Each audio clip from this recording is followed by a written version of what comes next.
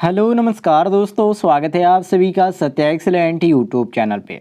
आज हम पढ़ने वाले हैं अल्टरनेटेड टॉपिक से कुछ इंपॉर्टेंट क्वेश्चन जो कि आईआईटी इलेक्ट्रीशियन सेकेंड ईयर का है। ये मोस्ट इंपॉर्टेंट आपका चैप्टर है जिससे मैं यहाँ पर कुछ क्वेश्चन आपके लिए लेके आया हूँ जो कि ज़्यादातर परीक्षाओं में रिपीट करते हैं। तो जिन छात्रों को यहाँ पर किसी भी क्वेश्चन में कोई भी डाउट होगा तो क्वेश्चन का कमेंट बॉक्स में आप पूछ लीजिएगा, मैं आपको जानकारी दे दूंगा। तो चलिए आज का क्वेश्चन शुरू करते हैं। और यदि आप इसका पीडीएफ भी पाना चाहते हैं जो क्वेश्चन मैं बताने जा रहा हूं, तो लिंक आपको इस वीडियो के डिस्क्रिप्शन में दे दिया गया है, जहां से जाकर आसानी से आप इसको पीडीएफ भी देख सकते हैं। तो चलिए आज का क्वेश्चन शुरू करते हैं, जिसमें क्वेश्चन यहाँ पर पूछा जा रहा है कि प्रत्यावर्तक को अत्यधिक उत्तेजित अर्थात ओवर एक्साइटेड कहा जाता है जबकि वह कार्यरत होता है। ऐसा क्यों कहा जाता है? तो देखिए दोस्तों, आगे बढ़ते हुए पावर फैक्टर पर ये कार्य करता है, इसलिए इसको ऐसा बोला जाता है। तो यहाँ पर क्वेश्चन के अनुसार जो सही हो जाता है हमारा ऑप्शन नंबर सी बिल्कुल करेक्ट आंसर हो जाता है। सी ऑप्शन हम करेक्ट मारेंगे।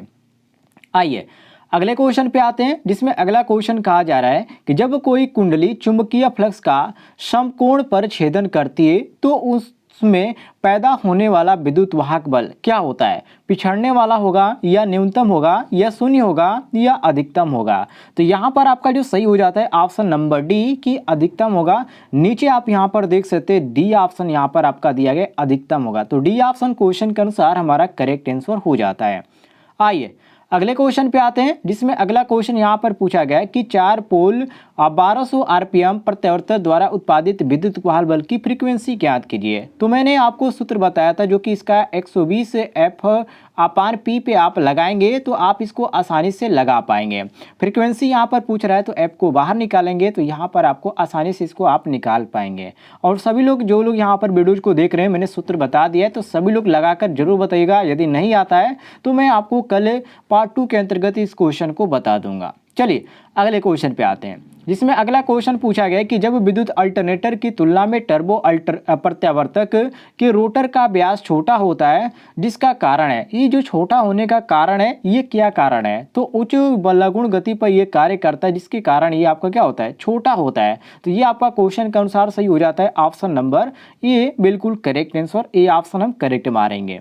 आइए अगले क्वेश्चन पे आते हैं, जिसमें अगला क्वेश्चन पूछा गया है कि प्रत्यावर्तक के समन्वय अर्थात सिंक्रोनाइजेशन को परखने के लिए प्रयोग की जाने वाली प्रचलित विधि है, मतलब कि कौन सी यहाँ पर इसके परखने के लिए हम इस विधि का उपयोग करते हैं। जिसमें जो उपयोग किया जाता है डार्क तथा ब्राइट लैम्प विधि का उपयोग किया जाता है, जो कि ऑप्शन में यहाँ पर हमारा डी दिया गया है। तो ये हमारा क्वेश्चन के अनुसार डी ऑप्शन यहाँ पर आपका जो सही हो जाता है क्वेश्चन नंबर 7 में सी ऑप्शन सही हो जाता है। तो सी ऑप्शन हम करेक्ट आंसर मारेंगे। चलिए अगले क्वेश्चन पे आते हैं, जिसमें अगला क्वेश्चन पूछा गया है कि विद्युत उत्पादन केंद्रों पर प्रयुक्त प्रत्यावर्तक सामान्यतः खाली स्थान प्रकार के होते हैं, मतलब किस प्रकार के होते हैं। इसमें जो प्रकार की पूछ रहा है तो ये स्थिर आर्मेचर प्रकार के होते हैं, जो कि यहाँ पर आपका ऑप्शन में बी दिया गया है। तो ये हमारा क्वेश्चन के अनुसार बी ऑप्शन करेक्ट आंसर हो जाता है। बी ऑप्शन हम करेक्ट मारेंगे। नेक्स्ट क्वेश्चन पे आते हैं, जिसमें क्वेश्चन यहाँ पर पूछा गया कि प्रत्यावर्तक को समानांतर में प्रचलित करने से क्या होगा। ये भी आपका मोस्ट इंपॉर्टेंट क्वेश्चन है। तो अतिरिक्त लोड को वहन किया जा सकता है, इसको हम समानांतर में प्रचलित करेंगे तो क्या होगा? अतिरिक्त लोड को हम वहन कर सकते हैं। तो यहाँ पर हमारा ए ऑप्शन क्वेश्चन के अनुसार करेक्ट आंसर हो जाता है। नेक्स्ट क्वेश्चन पे आते हैं, जिसमें क्वेश्चन पूछा गया है कि बेलनाकार रोटर की तुलना में सैलिएंट पूल रोटर का क्या कार्य होता है, मतलब कि ये क्या होता है इस समय। तो ये व्यास तथा लंबाई दोनों में बड़ी होती है, या व्यास बड़ा लंबाई कम होती है, या अदर ऑप्शन यहाँ पर आपको देखने को मिल जाते हैं। तो यहाँ पर क्वेश्चन के अनुसार जो सही हो जाता है ऑप्शन नंबर सी बिल्कुल करेक्ट आंसर हो जाता है। सी ऑप्शन हम करेक्ट आंसर मारेंगे। आइए अगले क्वेश्चन पे आते हैं, जिसमें अगला क्वेश्चन यहाँ पर पूछा गया कि एसी मशीन की स्टेटर क्रूड लेमिनेटेड चादर की बनाई जाती है, जिससे कि मतलब कि ये जो लेमिनेटेड किया जाता है वो क्यों किया जाता है। तो ये आपका यहाँ पर आंसर हो जाएगा कि एडी जो धारा होती है, जिसको हम एडी करंट लॉस बोलते हैं, उसके लॉस को कम करने के लिए हम ऐसा करते हैं। तो ये हमारा क्वेश्चन के अनुसार सी ऑप्शन करेक्ट आंसर हो जाता है। नेक्स्ट क्वेश्चन पे आते हैं, जिसमें क्वेश्चन पूछा जा रहा है कि प्रत्यावर्तक की आउटपुट में अंकित की जाती है, मतलब कि जो प्रत्यावर्तक होता है, जो अल्टरनेटर होता है, उसको हम किस में रेटिंग देते हैं? केवीडब्ल्यू में या एचपी में, बीएचपी में या केवीए में। तो आप हमेशा ध्यान रखिएगा अल्टरनेटर की जो रेटिंग दी जाती है वो किस में दी जाती है? केवीए में। किस में दी जाती है? केवीए में दी जाती है। तो यहाँ पर आपका डी ऑप्शन करेक्ट आंसर हो जाता है।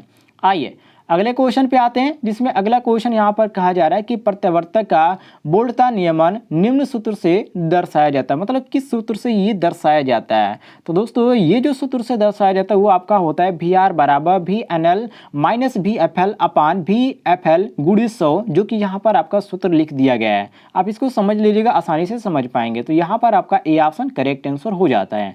आइए अगले क्वेश्चन पे आते हैं, जिसमें अगला क्वेश्चन यहाँ पर पूछा जा रहा है कि एक प्रत्यावर्तक से किसी उद्योगशाला में विभिन्न प्रकार के लोड संयोजित है। यदि फेज क्रम को RYB के स्थान पर यदि हम RBY कर देते हैं तो उसमें क्या प्रभाव पड़ेगा? तो देखिए दोस्तों, उसमें क्या प्रभाव पड़ेगा, तो उसमें जो 3 फेज मोटर होगा वो आपका क्या होगा, अधिक लोड होगा। मतलब उस पर अधिक हमारा लोड चला जाएगा। तो ये हमारा क्वेश्चन के अनुसार सही हो जाता है कि 3 फेज मोटर लोड प्रभावित होंगे।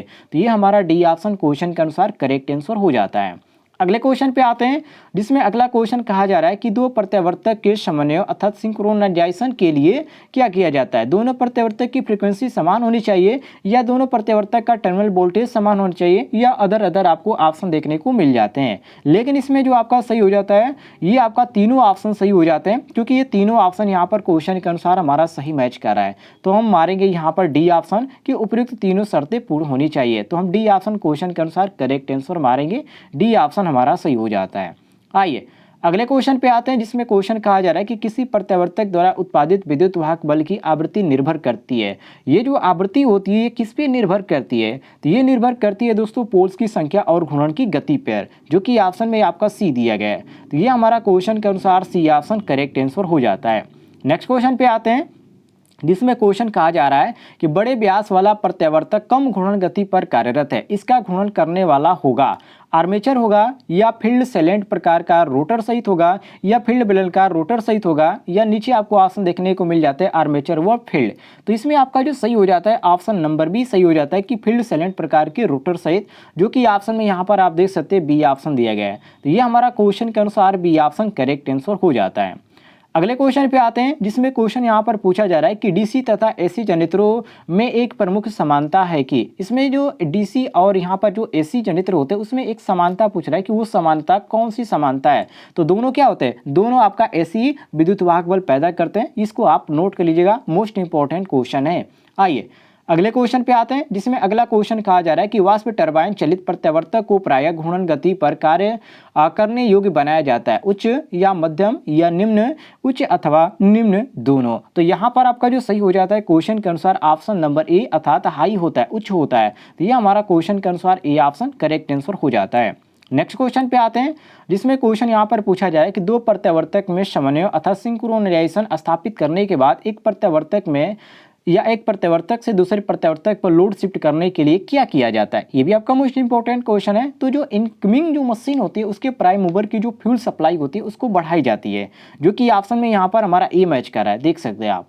तो ये ऑप्शन क्वेश्चन के अनुसार करेक्ट आंसर हो जाता है। तो दोस्तों ये थे आज के कुछ इंपॉर्टेंट क्वेश्चन। उम्मीद है आपको क्वेश्चन पसंद आएंगे। पसंद आएंगे तो वीडियो पर लाइक कीजिएगा और ज़्यादा से ज़्यादा शेयर कीजिएगा।